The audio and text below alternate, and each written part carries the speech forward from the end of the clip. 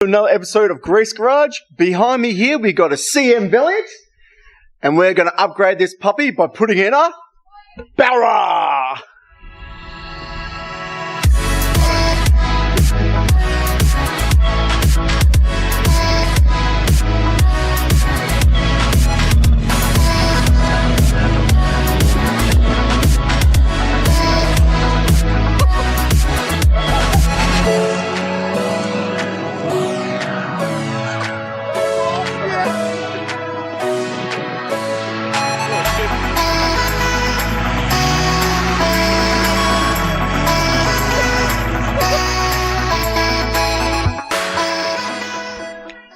So as you can see right behind me, we've got a CM Valiant 1979, as it says on the plates.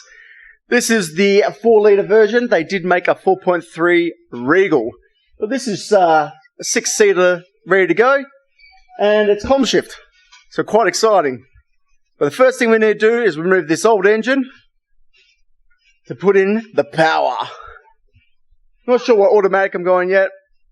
I am going auto because this is going to be a fun daily car that I can take probably to the drag strips and, you know, do weddings and stuff in.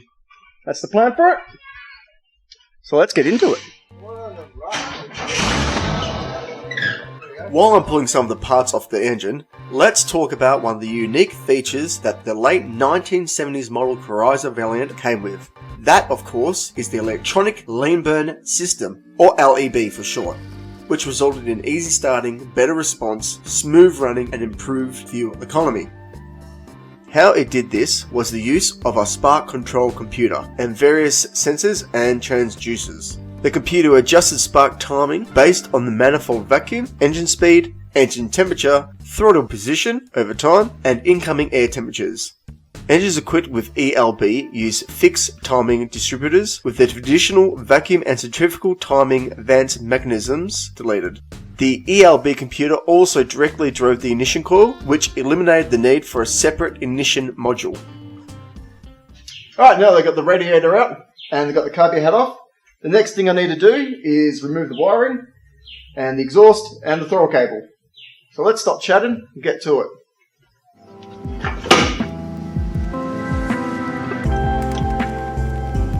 If you are used to EFI setups, like I am, the simplicity of a carby engine is enough to blow your mind. The 245 Hemi inline 6-cylinder that we are working on is not only simplistic, but it's also reliable, and was the vehicle of choice for taxi services and the police force Australia-wide, and were known to click over 1 million miles on one engine. So after removing the throttle cable, coolant lines, radiator, and the very small amount of wiring, it's onto the exhaust, which I started off well, but then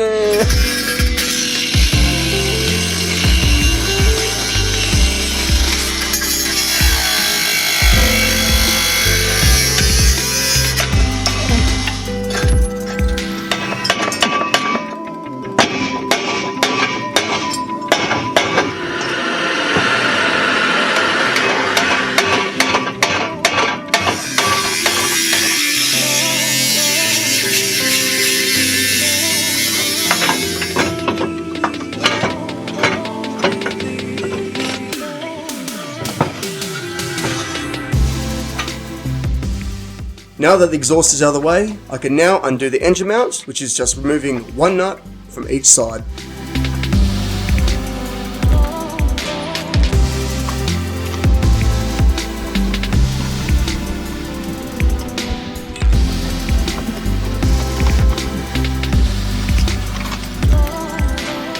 Now that we've finished with the engine, it's time to disconnect this auto. Pretty much that's all that's holding it in is the shifting gear and the automatic transmission bracket.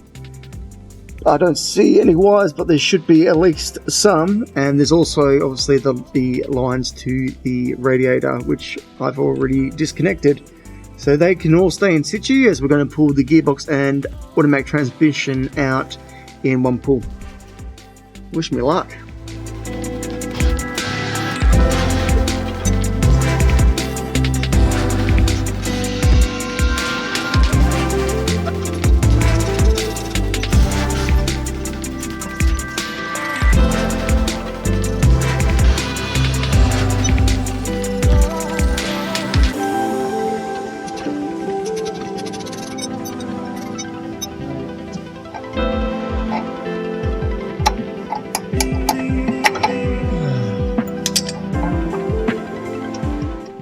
As you can see, I'm using a car jack under the transmission to take the pressure off the 2 remaining bolts in the trans bracket.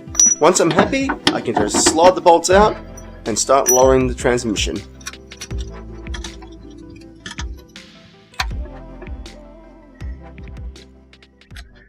So that gearbox is now down and hanging out. I've got rid of the speedo cable right here. Put that through the firewall. So the last thing to do is pretty much strap this up and try to pull it out. Now, the auto transmission does not have a bung. So you cannot empty the transmission without undoing the whole pan. Now the reason I'm bringing this up is when you pull a transmission out of a car and the tail shaft comes out, oil goes everywhere. So if you're going to do this, make sure you empty the oil through the bung. And if it doesn't, then normally you would take the pan off. I don't want to do it because I don't want dirt to get into it. So I'm going to have to deal with a mess in a second, but that's all right. Now we've got the crane over there, and I'm just using a bunch of seatbelts. Seatbelts with the seatbelt buckles tied up, and that's how I lift my engines. Some people use chains, and chains are probably better, but these are really good. They don't scratch up engines, which doesn't matter on this one, but if you do have a nice engine you want to get out, just cut a little seatbelt out of the car at the wreckers, tie them up in a bow, and that's a lot better anyway, trust me. So I'm going to tie that to the engine mounts, both sides. That's definitely the strongest point, where I can really tie it to. And it should balance easy. Yeah, this would be better for 2 people as well. So let's get to it.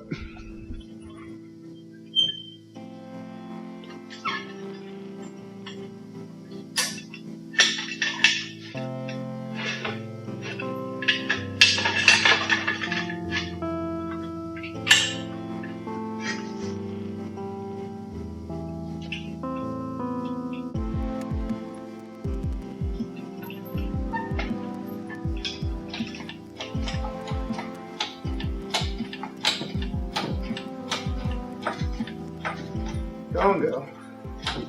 So I'm just going to go nice and slow. I'm definitely not going to rush it. Okay, so she's just cleared the engine mounts.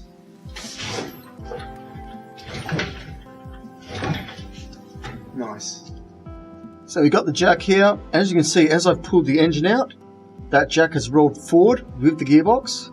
As you can tell by the shaft, it's moved about 3 inches. So that's almost ready to pop out, so I'll try and go a little bit more. I'll have to lower it a bit, but I'll try and go a little bit more, and I'll try and pull that out and try and catch all this oil that's going to come out. I'm probably not going to be successful, but it doesn't matter. But definitely a good trick if you can. I wish I could move this exhaust out the way. If you can, have your jack like that, so it can roll with the gearbox when you're taking out an engine. It definitely helps if you're doing it by yourself.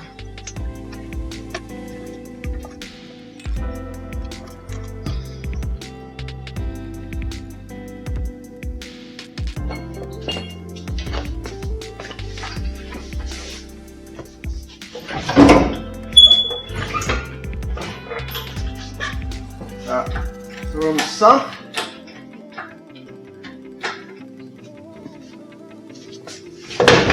Alright, so we just got that tray underneath. As you can see, there's a little puddle on the ground, but nothing too bad.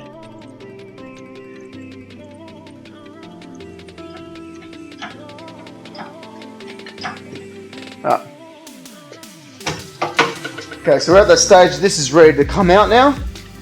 I'm just letting the oil drain out of that gearbox, and once I'm happy with that, I will be pulling out. Actually, I just saw a problem. We've still got that starter motor still connected. Okay, so what we're going to do now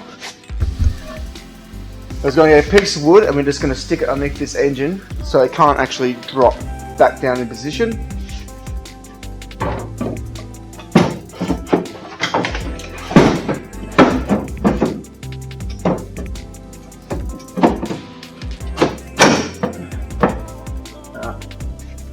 just a bit of safety, so that can actually sit on there and it's not going to fall and break my hand. So let's disconnect that starter motor.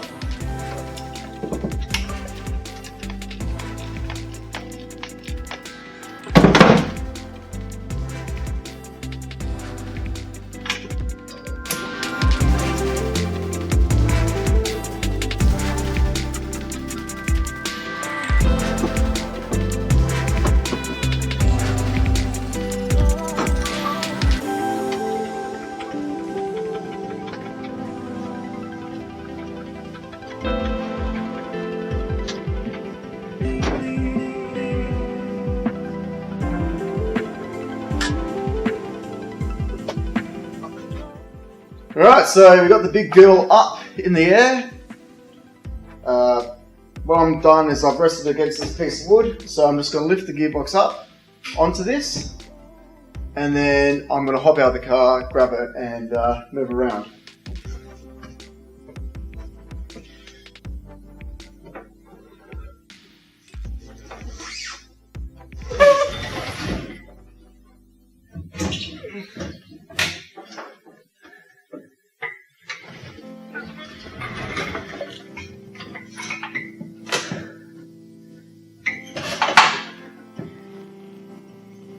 Alright.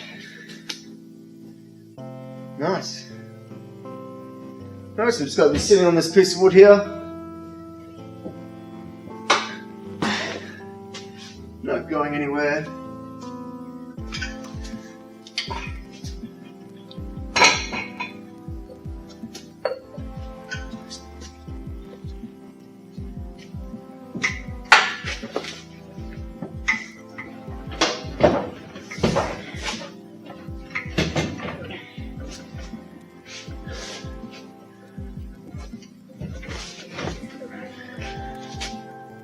Okie dokie.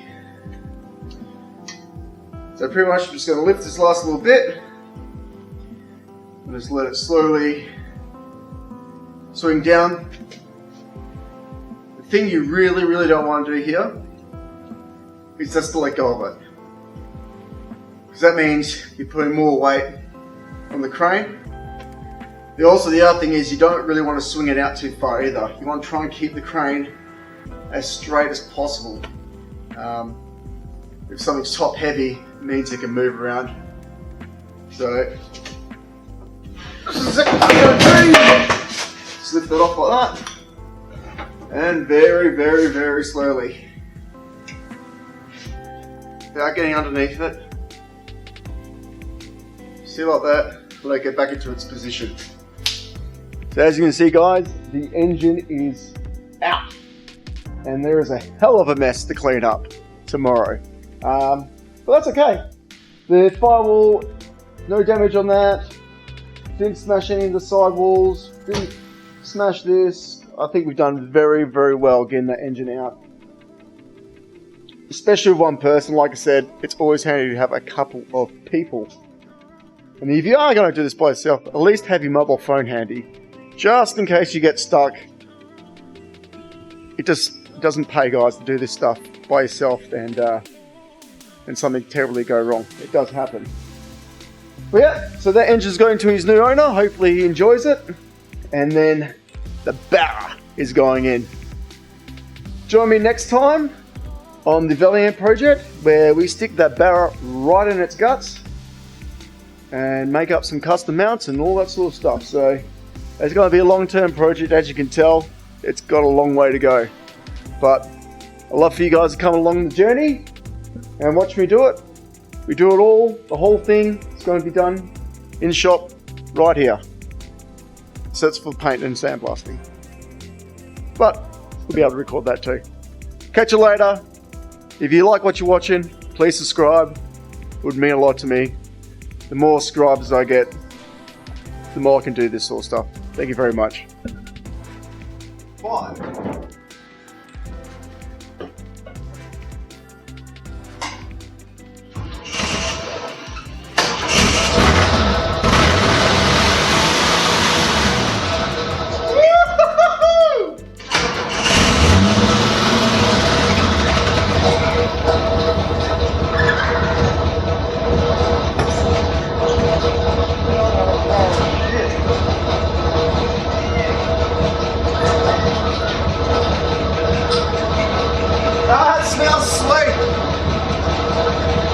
It smells so good.